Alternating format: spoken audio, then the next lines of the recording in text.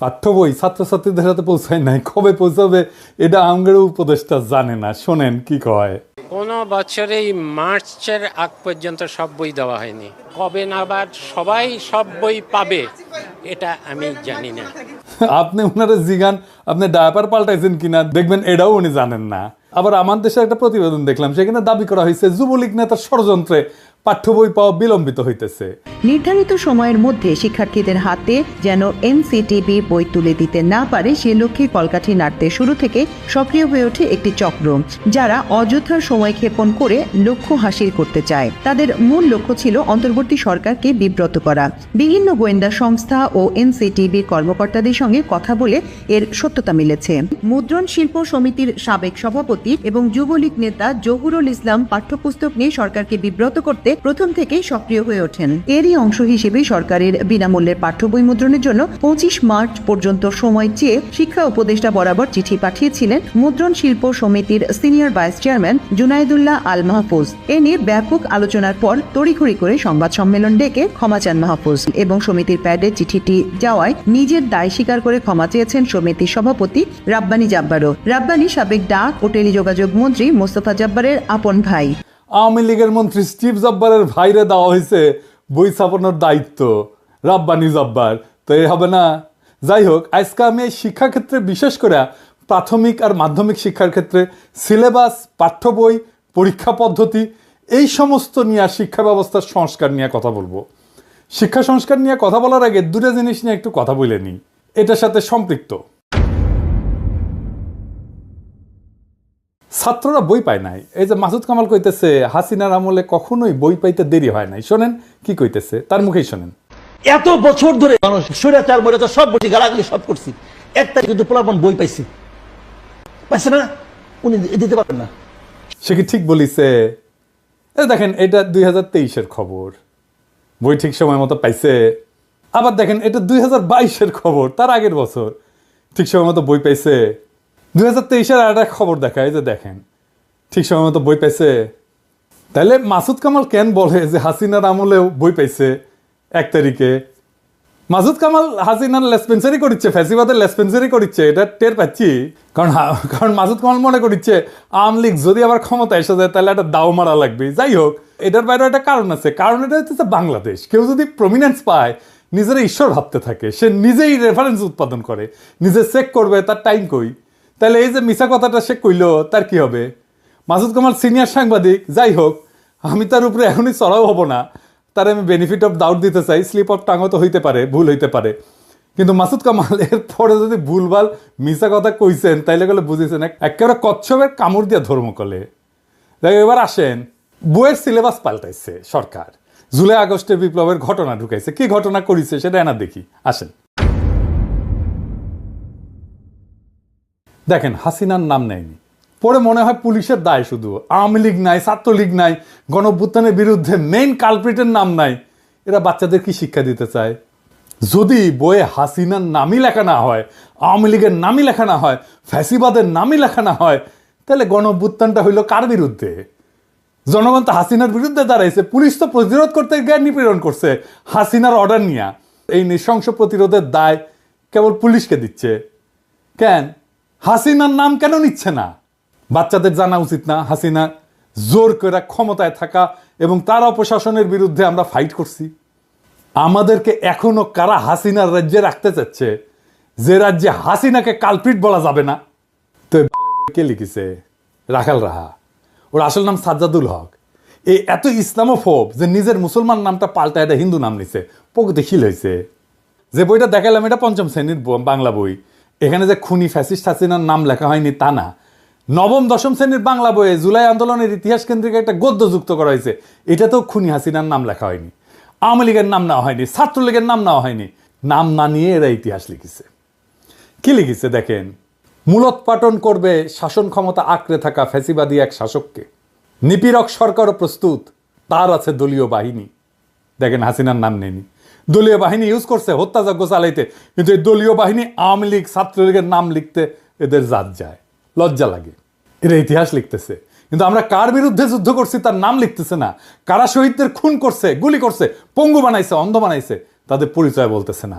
এটা কেমন ইতিহাস? আবার দেখেন লিখছে, কিন্তু প্রতিরোধ করেছিল সরকারি দলের দুর্বৃত্ত বাহিনী, তাদের পাশে ছিল রাষ্ট্রীয় বাহিনীগুলোর ক্ষুদ্র একটা বিপদগামী অংশ। মানে বুঝিছেন, সরকারি দলের দুর্বৃত্ত বাহিনী বলতে পারতেছে, যেন এই বাহিনীর নাম নাই। আপনারা দেখেন রাষ্ট্র বাহিনীর একটা ক্ষুদ্র অংশ নাকি বিপদগামী ছিল। হ্যাঁ, হাই সেলুকাস, যেখানে আস্ত একটা পুলিশ বাহিনী, আস্ত র্যাব, ডিজিএফআই, এনএসআই, ডিবি জনগণের বিরুদ্ধে দাঁড়াইছে, সেখানে ক্ষুদ্র একটা বিপদগামী অংশ নাকি দাঁড়াইছে। কি কারে ইতিহাসের বিকৃতি বলেন? এই ইতিহাস ঘটার 4-5 মাস না যাইতেই এই ইতিহাস বিকৃতি, তাও গণ অভ্যুত্থানের সরকার ক্ষমতায় থাকা অবস্থায়। পরে কি হবে তাইলে ভাবেন। এই বই রাখালরা ঢুকে দেবেন, হারামজাদা বুদ্ধিজীবী চাইতেছে। এবার বুঝেছেন তো কেন আমি বাঙ্গু সুশীলগের আর বামদের গেলাই। সিলেবাস নিয়ে হাসিনার আমলে কত কাণ্ড হইতো আপনাদের মনে আছে না? আমি একটার পর একটা এপিসোড করেছি, যে দেখেন কতগুলো এপিসোড করেছি এই অসঙ্গতিগুলো দেখা দেওয়ার জন্য। সিলেবাস নিয়ে সিরিয়াস কাজ হাতে গোনা বাংলাদেশে কয়েকজন করছে, তার মধ্যে আমি একজন। একবার ঘুণাক্ষরও আমারে কইল না, ভাই আপনার মতামতগুলো কি বলেন, বইগুলো দেখে একটু মতামতগুলো দেন, বলে না। আমি যে খুব জ্ঞানী লোক তা না, কিন্তু আমাকে দেখতে দিলে তো ক্ষতি নাই, তাই না? আমার রিকমেন্ডেশন নিয়েন না, দরকার হইলে একটা মতামত তো ফ্রি পাইতেন, তাই না? রাখালরা যে কাজটা করিচ্ছে, টাকা নিচ্ছে, গাড়িতে ঘুরিচ্ছে, গাড়ি পাইছে একটা ফ্রি, অফিস পাইছে, স্টাফ পাইছে, আমরা তো টাকাও দিতে হতো না। তো সাজেশন নেন না কেন? কারণ হইতেছে রাখালরা শুধু হিন্দু নামই নেয়নি, তার সাথে হিন্দু ধর্মের বর্ণ প্রথাও নিছে। আমি তো নমশূদ্র, তাই আমার সাজেশন নিলে জাত যাবে রাখাল রাহার। রাখাল রাহালে কেউ দেখলে জিগায়েন তো, ওই যে ক্ষুদ্রকালে ওর যন্ত্রের যে কর্তৃত্ব চামড়া আছে না আগা, ওটিকে আবার লেগে নিছে নাকি প্লাস্টিক সার্জারি করে। যাই হোক, দেখেন আসিফ মাহতাব উৎস যে নতুন বই নিয়ে কি কইতেছে, ওরাও তো খুশি না। দেখেন তার ভিতরে কি কি দিচ্ছে তার একটা নমুনা কেউ একজন লিক করেছে, এবং এটা আসলেই যে তাদের মধ্যে আছে সেটা আমরা কনফার্ম করেছি। যে একটা গল্প তারা দিয়েছে, এটা আপনারা সব অনলাইনে পাবেন। তো গল্পটার এখানে অনেক সুন্দর সুন্দর কথা আছে, তার মধ্যে আমি একটা পড়ে শোনাই, যেটা পড়তেও আমার ভালো লাগছে। Sundays try to walk like a lady and not like the slut that you bent on becoming. এটার মানে হচ্ছে এইভাবে, মানে রবিবারে ভালোভাবে হেঁটে যাবে, যাতে করে তুমি যেই খানকি না সেটা হতে চাও, তুমি সেটা না হতে পারো। এবং এই গল্পে এই ওয়ার্ডগুলি, মা মেয়েকে খানকি ডাকছে, এটা মানে বারবার আসছে। আমি জানি না এই গল্পটা আমাদের সাহিত্য বা ইংলিশের ক্লাস 9-এর বইয়ে থাকা কতটা প্রয়োজন। তার মানে সিলেবাস নিয়ে ঝামেলা মিটাতে পারে নাই। এবার আসেন আমি সলিউশন নিয়ে কথা বলি। এখন যেভাবে বই ছাপা হয় সেটা বন্ধ করতে হবে, তাইলে পরিবেশের ক্ষতি কিছুটা কমবে। গাছ কাটতে হবে না কাগজ তৈরি করার জন্য, কোনো ছাপা বই থাকবে না। ছাত্রছাত্রীরা ট্যাব পাবে, ট্যাব 1 বছর বইয়ের জন্য প্রত্যেক ছাত্রের পিছনে খরচা হয় প্রায় 500 টাকার মতো। ট্যাবের আয়ুষ্কাল যদি 3 বছর ধরি, তাহলে এই 3 বছরের খরচা মানে 1500 টাকায় বাংলাদেশে একটা উন্নত মানের ট্যাব উৎপাদন করা যাবে, যেটা পড়ালেখা করতে পারবে। চিন্তা করেন কি পরিমাণে কর্মসংস্থান হবে যদি আমরা বাংলাদেশে ট্যাব উৎপাদন করতে পারি। আবার ট্যাবের তো ট্রাভেল শুটিং হবে, রক্ষণাবেক্ষণের জন্য নানা উদ্যোগ গড়ে উঠবে, নানা লোক এখানে কাজ করবে। এইটা সব স্কুল মাদ্রাসা একসাথে থাকবে, একটা সেন্ট্রাল ডেটাবেজে ভ্যালিডেটেড চ্যাপ্টার থাকবে, বইয়ের লেখে লেখে ওইখানে ভ্যালিডেটেড চ্যাপ্টার একটা স্টোর করা হবে আর্কাইভে। ওই আর্কাইভে চ্যাপ্টারগুলো থাকবে, বইগুলো লিখবে স্কুল আর মাদ্রাসার শিক্ষকেরা, ভ্যালিডেট করবে একটা বোর্ড।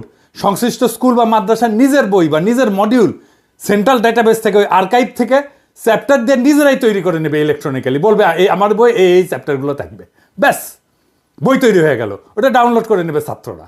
এটা সুবিধা হচ্ছে স্থানীয় ভিত্তিতে নিজস্ব সিলেবাস তৈরি হবে। ধরেন আমি একটা এক্সাম্পল দিই, ময়মনসিংহ, রাজশাহী, চাঁপাইনবাবগঞ্জ, পাবনা, বগুড়া, কুড়িগ্রাম, গাইবান্ধা, এই সমস্ত অঞ্চলে একটা বিশেষ রোগ হয়, জানেন, খুব খতরনাক রোগ হয়। এটার নাম হইতেছে কালাজ্বর। এইখানে কালাজ্বরের কিভাবে প্রতিরোধ করা যায়, কালাজ্বরের রুগীকে কিভাবে আইডেন্টিফাই করা যায়, সেই বিষয়গুলো যদি ওই অঞ্চলের বইগুলোতে থাকে, তাইলে চিন্তা করেন ওই অঞ্চলের ছেলে মেয়েগুলো যায় না উঠবে কিভাবে এই রোগটাকে সামলানো যায়। স্থানীয় অঞ্চলের সংস্কৃতি স্থানীয় স্কুলে পড়ানো হবে। ধরা যাক ময়মনসিংহ গীতিকা, এটা পড়ানো হবে ময়মনসিংহ অঞ্চলের স্কুলগুলোতে। লবণাক্ততা, এটা থেকে বাঁচার উপায়, এটার পড়ানো হবে উপকূল অঞ্চলে। চাঁপাইনবাবগঞ্জে পড়ানো হবে গম্ভীরা, স্থানীয় সংস্কৃতি। কালাইয়ের রুটি, পার্বত্য চট্টগ্রামে ম্যালেরিয়া পড়ানো হবে। অত্যন্ত রিচ কারিকুলাম তৈরি করতে পারবো আমরা। স্কুলের শিক্ষক আর স্থানীয় স্কুল কমিটি তাদের বই ঠিক করে নেবে। বইয়ের সাথে সাথে কয়েক হাজার প্রশ্নও তৈরি করা থাকবে। এই প্রশ্ন করার জন্য কোনো ঝামেলার দরকার নাই। চ্যাটজিপিটিতে বইটা আপলোড করে দিয়ে বললেই হবে এই বই থেকে 2000 প্রশ্ন তৈরি করে দাও, উত্তরও তৈরি করে দাও, তাইলে তারা প্রশ্ন তৈরি করে দেবে, উত্তরও তৈরি করে দেবে। বইয়ের চ্যাপ্টারের ভ্যালিডিটি থাকবে 3 বছর। প্রত্যেক বছর এই আর্কাইভে নতুন নতুন চ্যাপ্টার তৈরি হবে আর যুক্ত হবে। স্কুলে কম্পিটিশন হবে বইয়ের চ্যাপ্টার লেখার জন্য ছাত্রদের মধ্যে। ছাত্ররাই লিখবে নিজেদের বইয়ের চ্যাপ্টার। ক্লাস 9-এর ছাত্ররা তো অবশ্যই ক্লাস 8-এর ছাত্র বই লিখতে পারবে, তাই না? আমরা সেরা চ্যাপ্টারগুলো সারা দেশ থেকে বের করে নিয়ে এসে আর্কাইভে রাখবো। সারা দেশে স্কুল ছাত্ররা যদি লেখে, তার মধ্যে থেকে আমরা নিশ্চয়ই 10-12টা ভালো চ্যাপ্টার পাবো যারা ভালো লিখছে। প্রত্যেক চ্যাপ্টারের জন্য অনলাইন টিচিং মডিউল তৈরি করব অনলাইনে। সেইখান থেকে মূলত শিখবে ছাত্ররা। আমাদের কোয়ালিটি শিক্ষকের সমস্যা কমবে, একজন লক্ষ লক্ষ ছাত্রকে পড়াইতে পারবে। সেরা শিক্ষকেরা টিচিং মডিউল তৈরি করবে। সারা দেশে একই রকমের শিক্ষার মান নিশ্চিত হবে। পরীক্ষা হবে ইলেকট্রনিক্যালি। কিভাবে? ওই ট্যাব দিয়ে পরীক্ষা দিতে পারবে সবাই। প্রশ্ন র্যান্ডামলি তৈরি হবে অ্যালগোরিদম দিয়া। এক একজনের জন্য এক এক প্রশ্ন। পরীক্ষাও দেবে ট্যাব থেকে। কাউকে প্রশ্ন করতে হবে না, খাতা দেখতে হবে না, টেবুলেশন শিট বানাইতে হবে না। সকালে পরীক্ষা, বিকালে রেজাল্ট বের হয়ে যাবে। কত সময় বাঁচবে দেখেন। পুরা শিক্ষা ব্যবস্থা নিয়ে, সিলেবাস নিয়ে বেশিরভাগ সমস্যার সমাধান হয়ে যাবে। রাখাল রাহাদের রাহাজানি থামবে। আমরা অনেক গুরুত্বপূর্ণ বিষয়ে নজর দিতে পারবো এইটা অল্প সময়ের মধ্যে সম্পন্ন করতে পারলে। এখন প্রশ্ন হচ্ছে, এইটা কি বাস্তবায়ন করবে এই সরকার? এই সরকার তো কিছুই করে না, কিন্তু বলতে তো অসুবিধা নাই। আমাদের স্বপ্নটা জাগায় রাখতে হবে, আমাদের জাতিকে বুঝাইতে হবে আমাদের সম্ভাবনাটা কত বিশাল। আমাদের সমস্যা যাই থাক, তার সৃজনশীল সমাধান আছে। একদিন না হয় একদিন এই সমাধান বাস্তবায়িত হবে। ততদিন স্বপ্নকে জাগায় রাখতে হবে আমাদের। আমরা স্বপ্ন দেখি এমন এক বাংলাদেশে যেখানে শিক্ষার জন্য অপেক্ষা করতে হয় না, যেখানে পাঠ্য বই বিতরণে অব্যবস্থাপনার শিকার হইতে হয় না। আমরা স্বপ্ন দেখি এমন একটা শিক্ষা ব্যবস্থা যা শুধু জীবিকা অর্জনের পথ দেখায় না, বরং সৃজনশীলতা, উদ্ভাবনী শক্তি এবং আত্মমর্যাদা জাগায় তোলে। আমাদের স্বপ্ন একটা বিপ্লবের, সৃজনশীল বিপ্লবের। এই বিপ্লব কোনো বন্দুকের গুলিতে না, কোনো আন্দোলনে না, কোনো প্রতিবাদের মিছিলে না। এটা হবে আমাদের চিন্তায়, আমাদের দৃষ্টিভঙ্গিতে, আমাদের কর্মের মাধ্যমে বিপ্লব। আমরা বিশ্বাস করি প্রত্যেকটা শিশু একটা সম্ভাবনার প্রদীপ। আমাদের কাজ সেই প্রদীপের আলোকে জ্বালানো। তাদের হাতে কেবল সঠিক বই তুলে দেওয়া না, বরং এমন একটা শিক্ষার প্ল্যাটফর্ম দেওয়া যেখানে তারা নিজেদের শ্রেষ্ঠ সংস্করণ হয়ে উঠতে পারবে, সেই তার বেস্ট ভার্সন হয়ে উঠবে। আমরা চাই প্রত্যেকটা শিশু জানুক যে তারা কেবল ভবিষ্যতের অংশ না, তারা নিজেরাই ভবিষ্যৎ। এই শিক্ষা ব্যবস্থা তাদের আত্মবিশ্বাস, সৃজনশীলতা এবং নেতৃত্বের গুণাবলী গড়ে তুলবে। তারা শুধু স্বপ্নই দেখবে না, তারা স্বপ্ন বাস্তবায়নও করতে শিখবে। এই বিপ্লব আমাদেরকে শুরু করতে হবে। আমাদের চিন্তা, কথা এবং কাজের মাধ্যমে আমরা সেই আগুন চারিদিকে ছড়ায় দেব। আমরা প্রমাণ করব শিক্ষা শুধু এক প্রজন্মকে না, পুরা জাতিকে বদলায় দিতে পারে। আসেন আমরা এই স্বপ্নের অংশ হই। আসেন আমরা সৃজনশীল বিপ্লবের সৈনিক হই। ইনকিলাব জিন্দাবাদ।